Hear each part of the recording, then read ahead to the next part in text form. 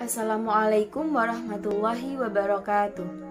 Perkenalkan, kami dari kelompok 9 mata kuliah studi Al-Quran dan Hadis jurusan Tadris Matematika kelas A akan mempresentasikan tentang klasifikasi hadis berdasarkan sifat, bentuk, dan juga kuantitas perawinya yang akan disampaikan oleh saya sendiri Nurmalia Khairunisa Zain dengan NIM 191900011 dan juga rekan saya Amelia Nandasya Putri dengan NIM 191900057. Dalam pemaparan kali ini akan ada 4 pembahasan dari klasifikasi hadis berdasarkan sifat, bentuk, dan juga kuantitas perawinya. Yang pertama yaitu pengertian hadis, yang kedua yaitu klasifikasi hadis berdasarkan sifatnya, yang ketiga klasifikasi hadis berdasarkan bentuknya, dan yang keempat adalah klasifikasi hadis berdasarkan kuantitas perawinya. Assalamualaikum warahmatullahi wabarakatuh. Nama saya Amelia Nandasya Putri, NIM 191900057. Di sini saya akan menjelaskan tentang pengertian hadis. Kata hadis sendiri atau al-hadis berasal dari bahasa Arab, yaitu yang artinya perkataan, percakapan, maupun berbicara. Nah, jika kita lihat dari kata dasarnya, maka hadis berarti tulisan yang mencakup percakapan Rasulullah SAW. Namun, secara terminologi dalam Islam, hadis adalah perkataan, perbuatan, maupun tingkah laku Rasulullah SAW. Sedangkan menurut ulama ahli hadis dan ulama ahli fikih ada sedikit perbedaan tentang pengertian hadis. Menurut ulama ahli hadis sendiri ada 2 pendapat, yaitu pengertian hadis secara sempit dan pengertian hadis secara luas. Nah, pengertian hadis secara sempit seperti yang dikemukakan oleh Mahmud Tohan, yaitu sesuatu yang disandarkan kepada Nabi Muhammad SAW, baik berupa perkataan, ataupun perbuatan, atau persetujuan, ataupun sifat. Sedangkan pengertian hadis secara luas seperti yang dikemukakan oleh At-Tibi. At-Tibi berpendapat bahwa hadis itu tidak hanya meliputi sabda Nabi, perbuatan dan takrir beliau, tapi juga meliputi sabda, perbuatan, takrir para sahabat serta para tabi'in. Sedangkan menurut ulama ahli fikih, hadis adalah segala perkataan, segala perbuatan, dan segala takrir Nabi Muhammad SAW yang bersangkut paut dengan hukum. Kemudian, hadis merupakan disebut juga dengan as-sunnah. Sunnah sendiri artinya adalah adat istiadat. Jadi misalnya adat istiadat jahiliyah maka disebut sunnah jahiliyah. Jika adat istiadat Rasulullah maka disebut sunnah Rasulullah. Selain itu, hadis merupakan sumber kedua dalam agama Islam setelah Al-Quran. Maka umat Islam akan menggunakan sumber hadis sebagai panutan hukum atau panutan yang lainnya dalam masalah-masalah yang tidak terjawab dalam agama Islam. Rasulullah SAW pernah bersabda bahwa umat Islam harus mengikuti atau menaati kedua-duanya dimanapun dan kapanpun. Karena selama kedua-duanya itu maksudnya Al-Quran dan hadis diikuti, maka akan selamat berjalan hidup itu baik di dunia maupun di akhirat. Baik, di sini saya akan membahas materi yang kedua, yaitu tentang klasifikasi hadis berdasarkan sifatnya. Jika ditinjau dari sifat-sifatnya, hadis dibagi menjadi 2, yaitu hadis qudsi dan juga hadis nabawi. Hadis qudsi berasal dari kata qudsi yang artinya suci, bersih, dan bersifat kesucian. Terdapat berbagai pengertian dari hadis qudsi menurut beberapa pandangan. Yang pertama yaitu dari Imam Al-Bukhari. Imam Al-Bukhari mengatakan jika hadis qudsi merupakan hadis yang diriwayatkan oleh Nabi dan Tuhannya yang disampaikan secara makna maupun pelafalan dari Allah Azza wa Jalla. Dan yang kedua yaitu dari Al-Munawi yang menyatakan jika hadis qudsi adalah berita yang Allah sampaikan kepada Nabi Muhammad SAW secara makna dalam bentuk ilham atau mimpi. Dan jika menurut Ibnu Hajar, hadis qudsi merupakan hadis-hadis yang dikategorikan sebagai hadis ilahiyah atau ketuhanan, sehingga hadis qudsi memiliki kemungkinan yang diambil dari Allah Subhanahu wa Ta'ala melalui perantara maupun tidak. Terdapat beberapa ciri-ciri yang dimiliki oleh hadis qudsi. Yang pertama yaitu Rasulullah Shallallahu Alaihi Wasallam menyampaikan sabdanya dengan cara mengatasnamakan Tuhan. Misalnya, Anin Nabi Shallallahu Alaihi Wasallam, fima yarwihi an rabbihi azza wa jalla, dan seterusnya. Kemudian yang kedua yaitu firman Tuhan diriwayatkan oleh Rasulullah dengan tidak langsung. Misalnya, Anin Nabi Shallallahu Alaihi Wasallam, qala Allah Ta'ala, dan seterusnya. Yang ketiga yaitu firman Tuhan yang diperkuat dengan berperannya malaikat Jibril. Misalnya, Anin Nabi Sallallahu Alaihi Wasallam, qala atani Jibrilu, dan seterusnya. Dan yang keempat yaitu hadis qudsi seringkali diawali dengan perkataan ya Bani Adam, ya Adam. Misalnya, qala Rasulullah Sallallahu Alaihi Wasallam, ma'amila ibnu Adam amalan, dan seterusnya. Ciri-ciri yang terakhir dari hadis qudsi adalah hadis qudsi biasanya menggunakan kata yang diawali dengan pemanggilan hambanya seperti ya ibadi. Misalnya, Anin Nabi Sallallahu Alaihi Wasallam fima yarwihi arabihi azza wa jalla annahu qala ya ibadi inni, dan seterusnya. Jadi terdapat beberapa ciri-ciri yang memang menandakan jika hadis tersebut merupakan hadis qudsi. Yang kedua yaitu hadis nabawi. Hadis nabawi merupakan hadis yang sepenuhnya disandarkan kepada Nabi Muhammad SAW dalam hal makna maupun pelafalan yang berbentuk ucapan, perbuatan, ketetapan maupun takrir dan juga sifat-sifatnya. Hadis nabawi di sini memiliki dua sifat, yaitu tauqifi dan juga tauqifi. Tauqifi merupakan cara Rasulullah Shallallahu Alaihi Wasallam menerima kandungannya dari wahyu Allah yang kemudian disampaikan kepada umatnya menggunakan bahasanya sendiri. Dan jika tauqifi merupakan cara Rasulullah Shallallahu Alaihi Wasallam menyimpulkan menurut pemahamannya terhadap Al-Quran, karena Nabi Muhammad SAW memiliki tugas untuk menjelaskan makna dari Al-Quran atau menyimpulkan dengan pertimbangannya dan ijtihad dari yang diperkuat oleh wahyu-wahyu Allah. Pembahasan selanjutnya yaitu mengenai klasifikasi hadis berdasarkan bentuk-bentuknya. Jika ditinjau dari bentuk-bentuk hadis, di sini dibagi menjadi 5, yaitu ada hadis qauli, hadis fi'li, hadis takriri, hadis hammi, dan juga hadis ahwali.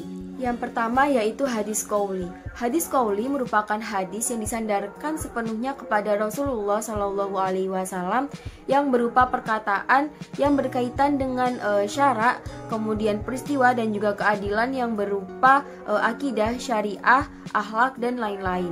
Terdapat beberapa contoh dari hadis qauli, yaitu hadis dari Abu Hurairah yang membahas tentang ciri baiknya keislaman seseorang.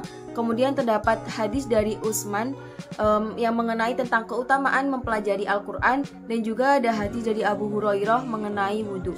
Yang kedua yaitu hadis fi'li. Hadis fi'li merupakan hadis yang disandarkan kepada Rasulullah Shallallahu Alaihi Wasallam yang berupa perbuatannya yang hingga saat ini masih dilakukan oleh umatnya seperti sholat, zakat, dan lain-lain. Beberapa contoh dari hadis fi'li yaitu hadis mengenai cara sholat Rasulullah Shallallahu Alaihi Wasallam di atas kendaraan.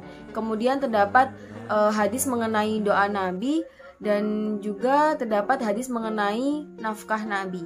Yang ketiga yaitu hadis takriri. Hadis takriri merupakan hadis yang berasal dari ketetapan Rasulullah Shallallahu Alaihi Wasallam yang datang dari perkataan sahabat-sahabatnya. Jadi di sini Rasulullah tidak menyalahkan maupun membenarkan perkataan dari sahabat-sahabatnya. Salah satu contoh dari hadis takriri yaitu hadis yang menjelaskan tentang sikap Rasulullah Shallallahu Alaihi Wasallam yang membiarkan para sahabat dalam menafsirkan sabdanya tentang sholat di waktu peperangan. Dan yang selanjutnya yaitu hadis hammi. Hadis hammi merupakan hadis yang berasal dari keinginan Rasulullah Shallallahu Alaihi Wasallam yang belum terwujud. Salah satu contoh dari hadis hammi ini yaitu keinginan Rasulullah untuk berpuasa di bulan Asyura yang ke-9. Jadi Rasulullah pernah mengatakan jika beliau ingin berpuasa di bulan Asyura yang ke-9, namun sebelum bulan itu datang beliau sudah meninggal dunia.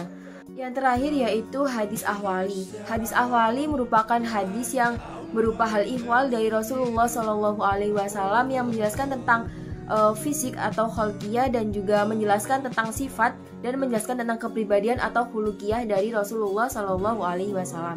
Beberapa contoh dari hadis ahwali yaitu hadis dari Ali bin Abi Thalib tentang keadaan fisik Nabi Muhammad Shallallahu Alaihi Wasallam, yang artinya dari Ali radhiyallahu anhu beliau berkata, Rasulullah Shallallahu Alaihi Wasallam tidaklah tinggi dan tidak pula pendek.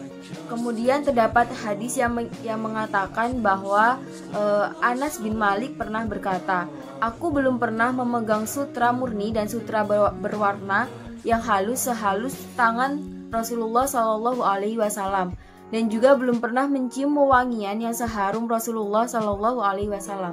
Aku mengabdi kepadanya selama 10 tahun dan selama itu pula beliau tidak pernah berkata yang menyakitiku.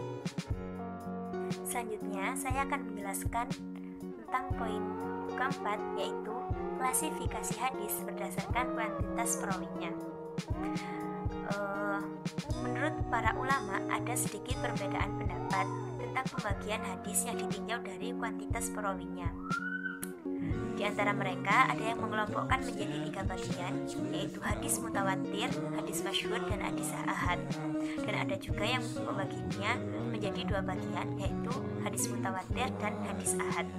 Menurut ulama golongan pertama, menjadikan hadis masyhur sebagai hadis yang berdiri sendiri dan tidak termasuk dalam hadis ahad.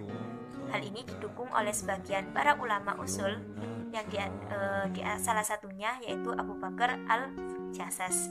Sedangkan menurut ulama golongan kedua yang diikuti oleh sebagian besar ulama usluhiyun dan ulama kalam mutakalimun, menurut mereka hadis masyhur bukan merupakan hadis yang berdiri sendiri, akan tetapi hanya merupakan bagian hadis ahad. Mereka membagi hadis ke dalam 2 bagian, yaitu hadis mutawatir dan hadis ahad. Yang pertama yaitu hadis mutawatir. Nah, hadis mutawatir sendiri secara etimologi kata al-mutawatir adalah sebagai isim fa'il dari kata al-tawatur yang berarti al-tatabu, artinya beruntun atau berturut-turut. Namun secara terminologi, hadis mutawatir adalah suatu hadis yang bersifat indrawi yang diriwayatkan oleh orang banyak yang mencapai maksimal di seluruh tingkatan sanad dan menurut tradisi mustahil mereka berdusta. Yang kedua yaitu ada hadis ahad. Hadis ahad atau wahid berdasarkan segi bahasa berarti satu, maka khobar ahad atau khobar wahid yaitu berita yang disampaikan oleh orang satu.